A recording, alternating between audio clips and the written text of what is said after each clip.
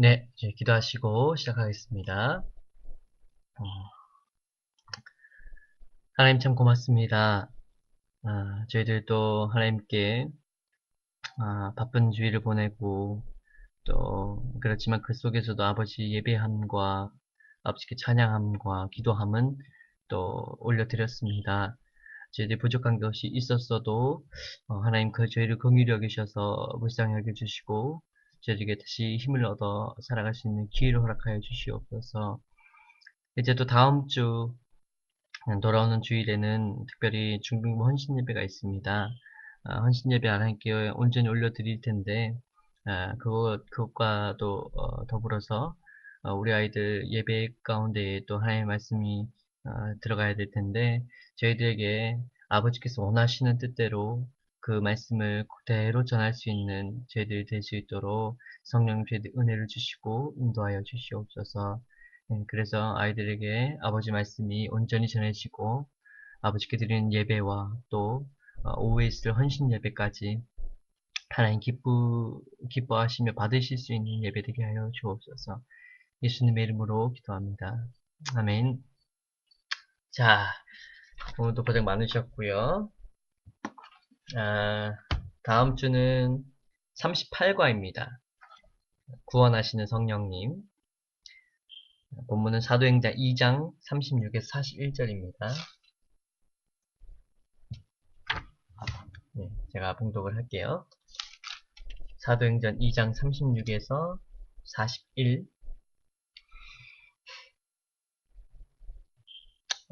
근데 41인데 42까지 할게요. 네, 42까지. 봉독합니다. 그런즉 이스라엘 온 집은 확실히 알지니 너희가 십자가에 못 박은 이 예수를 하나님이 주와 그리스도가 되게 하셨느니라 하니라.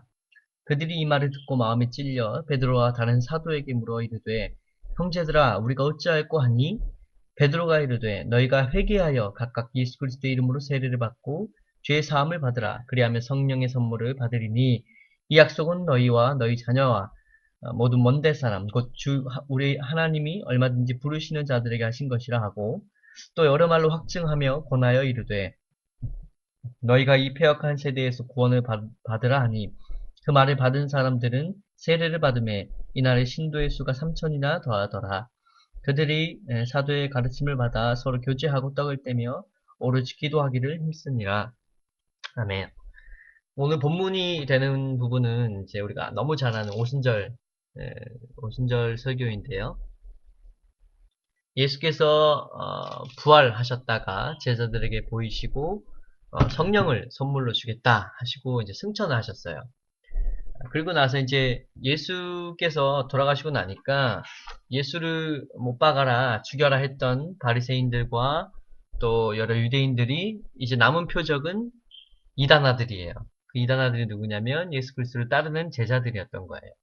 그래서 이 제자들이 좀 두려웠었나 봐요. 그래서 그 마가라 하는 요한의 어머니인 그 어머니의 다락방에서 이제 숨어서 어, 기도하면서 있었는데 거기에서 성령께서 예수님의 말씀대로 임하셔서 제자들에게 성령이 임하고 성령의 충만하심이 있으니까 이제 베드로 같은 경우에는 그 성령의 충만함으로 그곳에 모인 모든 음, 그 제자들뿐만 아니라 거기에 모인 이제 모든 유대인들 또 유대인뿐만 아니고 여러 곳에서 온 많은 사람들 앞에서 설교를 하게 됩니다.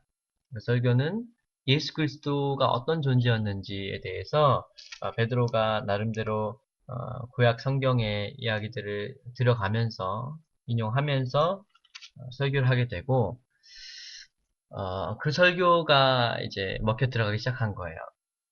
오늘 교사를 위한 묵상 1번 베드로의 설교를 듣고 사람들은 어떤 반응을 나타냈는가 이 37절이네요.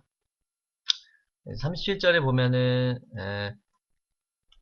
사람들의 마음이 베드로와 다른 사도에게 이제 묻게 되는 거예요. 우리가 어떻게 해야 됩니까? 그러면 근데 이 묻게 되는 그 과정에 있었던 마음이 뭐냐면 마음이 찔렸다고 그래요. 마음이 찔리다. 마음이 찔려. 예.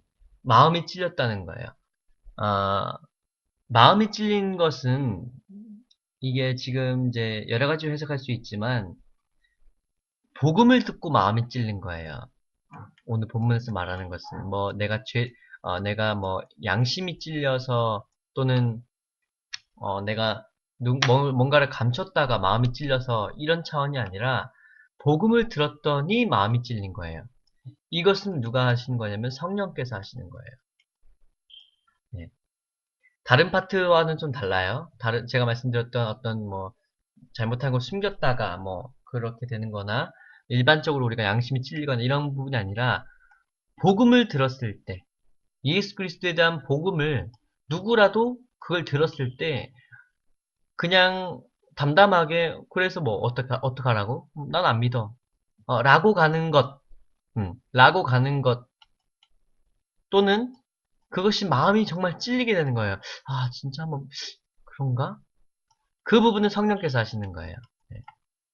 그래서 성령은 우리의 마음을 복음이 들어갔을 때에 우리가 받아들일 수 있게 또는 없게는 라고 얘기할 수 없지만 받아들일 수 있게는 만드시는 분이고 그것은 하나님의 뜻이 또 하나님의 계획이 있을 때에 각 사람마다 받아들일 시기가 다르기 때문에 어떤 이는 오늘 마음이 찔리고 어떤 이는 뭐 10년 뒤에 마음이 찔리고 이거는 또 다른 차원이에요. 어쨌거나 오늘 말하는 본문에서의 그 포인트는 복음을 듣고 마음이 찔리는 것은 성령께서 하시는 것이다. 교사를 위한 묵상 2번. 베드로는 그 설교를 듣는 사람들에게 무엇을 촉구하였는가? 38절에 보면 이제 베드로가 우리는 어떻게 해야 됩니까? 라고 물으니까 회개하라고 해요. 회개. 첫 번째가 회개예요. 회개해서 예수 그리스도의 이름으로 세례를 받으래요. 유대인들이 지금까지 세례를 받은 것은 누구한테 받았습니까? 세례 요한으로부터 받았죠.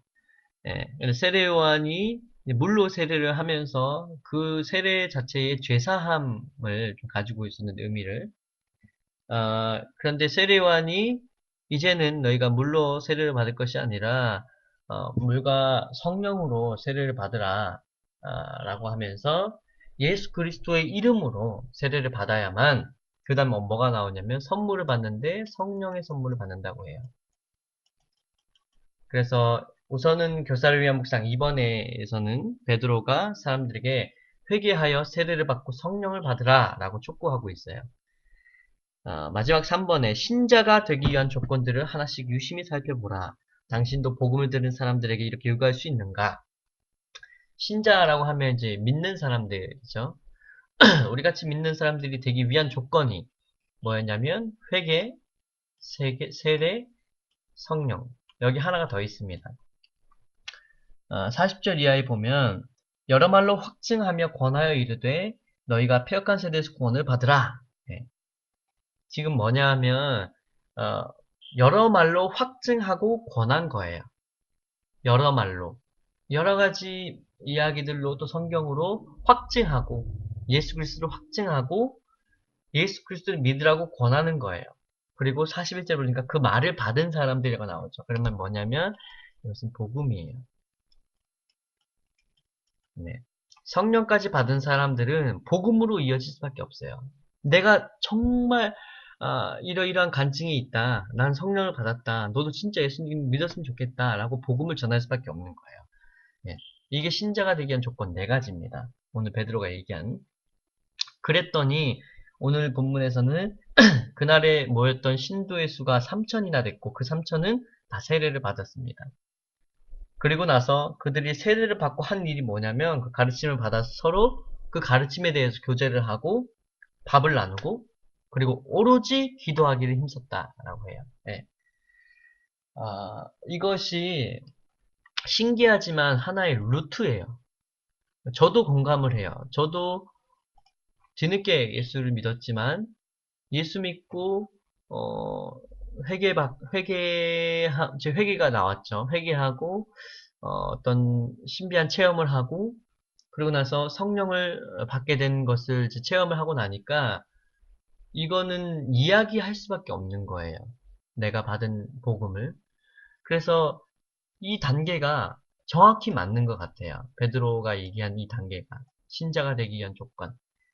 그래서 이 부분을 좀 포인트로 1, 2, 3, 4를 우리 아이들에게 전해주시면 좋겠고, 그래서 다음 주는 이제 구원하시는 성령님이신데, 성령님의 역할은 복음을 일단 듣게 된 사람에게는 그 마음이 찔리게 만드신다는 거. 그래서 그 사람이 신자가 되기 위해서는 찔려서 회개하고 또 예수 그리스도 이름으로 세례를 받고 그 다음에 성령을 선물로 받은 다음에 그것을 복음으로 전하게 되는 그것이 진짜 크리스천이 되기 위한 어떤 베드로가 말한 조건이다 라는 부분. 그래서 지난주에 이제 성령님에 대해서 시작을 했는데 어, 성령 하나님에 이은 구원하시는 성령님의 이제 어떤 역할이라 할까요? 네, 그런 부분의 한 파트를 또 아이들에게 전해주시면 좋겠습니다.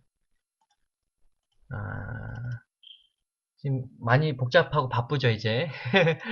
네, 할 일이 많습니다. 우선은, 우리 다음 주에, 아, 다음 주에 헌신 예배가 있는데요. 다음 주죠.